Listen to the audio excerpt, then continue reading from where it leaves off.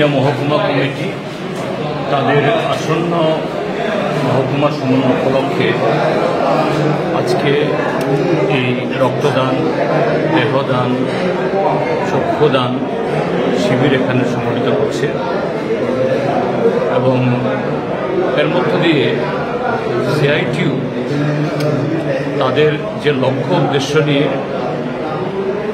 শ্রমিকদের সংগঠিত করছে, শ্রমিকরা যাতে তার ন্যায্য অধিকার, সমানাধিকার পায়, তো সেরকম যে একটা সমাজ তৈরি করতে গেলে পরে মানুষকে তৈরি করতে হবে, অর্থাৎ সেরকম মানুষ তৈরি হতে হবে।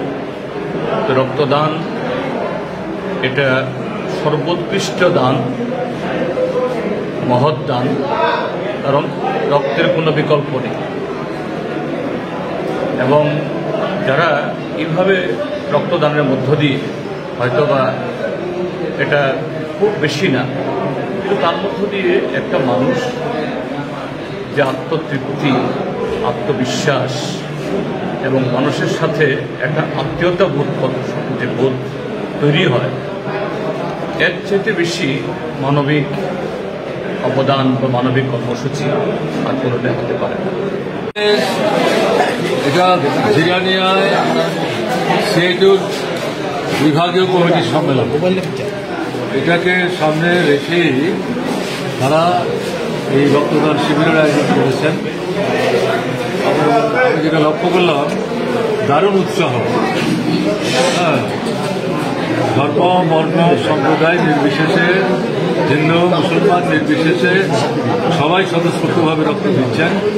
বিশেষ করে মুসলিম অংশের মধ্যে আমি যেটা লক্ষ্য করলাম, যে কৈতরাবাড়ি এই এলাকাটাতে প্রচণ্ড আক্রমণ সংঘটিত করেছে, বাড়িঘর ভেঙেছিল, কি কালী মূর্তি নষ্টের কথা বলে আসলে যে উদ্দেশ্যমূলক, সেই গ্রাম থেকে আমি এখন যা দেখলাম 5 জন রক্ত দিচ্ছে, আরও হয়তো থাকবে। এটা দারুণ ইতিবাচক একটি দৃষ্টান্ত। রক্তের কোনো ধর্ম নাই, তার কোনো সম্প্রদায় নাই, তার কোনো দেশ নাই, তার কোনো আলাদা জাতি নেই। এই যে দৃষ্টিভঙ্গিটা এখানে সৃষ্টি করে এদেরকে জমায়েত করা সম্ভব হয়েছে, এর জন্য আমি সিআইটিইউ জিরানিয়া মহকুমার ব্যক্তিত্বকে আন্তরিকভাবে ধন্যবাদ জানাচ্ছি। যারা রক্ত দিলেন তাদের সুস্বাস্থ্য কামনা করছি এবং যারা রক্ত দেওয়ার জন্য অপেক্ষা করছেন আগাম তাদেরও সুস্বাস্থ্য কামনা করছি। এবং এই যে কর্মসূচিটা, আমি তো গত 3 দিন যাবৎ আজকে নিয়ে রক্তদান শিবিরে অংশগ্রহণ করার সুযোগ পাচ্ছি। এটা খুব উল্লেখযোগ্য ঘটনা। কিন্তু আমাদের হাসপাতালগুলোতে রক্তের কিছু ঘাটতি আছে, টান আছে, মাঝে মাঝেই রক্ত পাওয়া যায় না। এবং তার থেকে বড় কথা হচ্ছে স্বাস্থ্য পরিষেবা, সেখানে তো ডাক্তারের অভাব, নার্সের অভাব, স্বাস্থ্যকর্মীর অভাব, এবং গরিব মানুষ যারা 4টা-5টা ওষুধ অন্তত বিনা পয়সায় যাদের কেনবার ক্ষমতা নাই, তাদের দেওয়ার ব্যবস্থা করা দরকার। আমরা বামফ্রন্ট সরকারে থাকার সময়ে এরকম 2-4টা-5টা ওষুধ আমরা বিনা পয়সায় দিতাম। এখন যেটা দেখা যাচ্ছে, হাসপাতালেই ভর্তি করা যাচ্ছে। ভর্তি করলে খাবার দিতে হবে, খাবারের জন্য পয়সা লাগবে। তো এই জায়গাতে বাইরে থেকে একজন বড় ডাক্তার এনে কোনো জটিল রোগ নিরাময়ের জন্য 2-4টা অপারেশন করার মধ্যেই কিন্তু সরকারের স্বাস্থ্য দপ্তর পরিচালনায় উন্নতির যে দাবি করছে, এটার কোনো বাস্তব ভিত্তি নাই।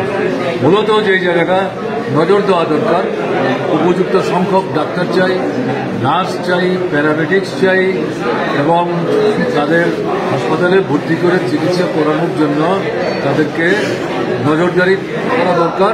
এবং গরিব যারা কিনতে পারে না, দূর থেকে আসে, তাদের 4টা-5টা-6টা ওষুধ যাতে তারা কিনতে পারে, তার জন্য ব্যবস্থা দেওয়া হবে।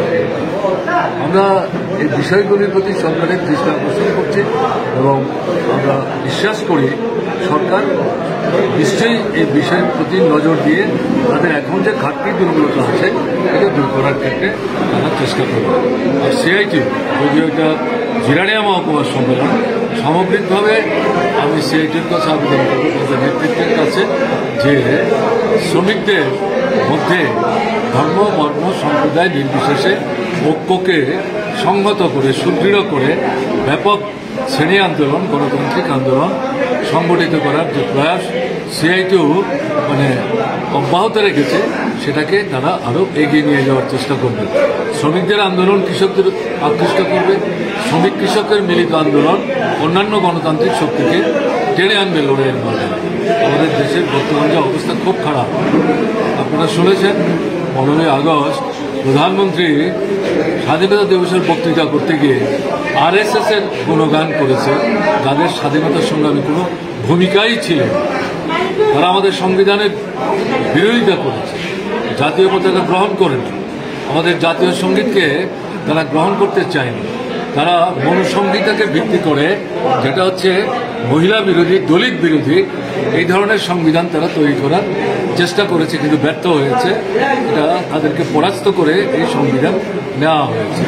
এখন গণতন্ত্রকেই সমূলে মানে বিনষ্ট করবার লক্ষ্য নিয়ে এগোচ্ছে। যদি এটা করতে পারে, তাহলে মানুষের খাদ্য, বস্ত্র, বাসস্থান, শিক্ষা, স্বাস্থ্য, এই যে বিষয়গুলো, এগুলো নিয়ে কথা বলবার, লড়াই করবার, আন্দোলন করার সুযোগ মানুষের হচ্ছে না।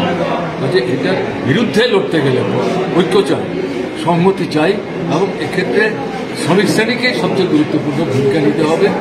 সারা দেশে এবং আমাদের ত্রিপুরায় সিআইটিউ এই ভূমিকাটা নেওয়ার চেষ্টা করছে। আগামী দিনে এটা আরও বাড়াতেই হবে, এই বিশ্বাস নিয়ে আমি আমার কথা বলা শেষ করছি। ভালো থাকবেন। খুব ভালো কাজ আপনি দিলেন না, মারা গেলে পরে দেহটা পুড়িয়ে ফেলবে, কী লাভ? আপনার মাটির তলা চাপা দিয়ে রাখবে, কী লাভ হবে? এই যে ডাক্তাররা এখানে কাগজপত্র দেখে রক্ত দিতে পারবে না, এটা জানবার জন্য, বুঝবার জন্য, শিক্ষার জন্য। হ্যাঁ, সেখানে মানুষের দেহ লাগে, কালে তো হয় না। মারা যাওয়ার পর গবেষণা করে সেখানে দান করে যায়, তাহলে এদেরকে ভিত্তি করে আপনি যেটা দিলেন খুব ভালো কাজ।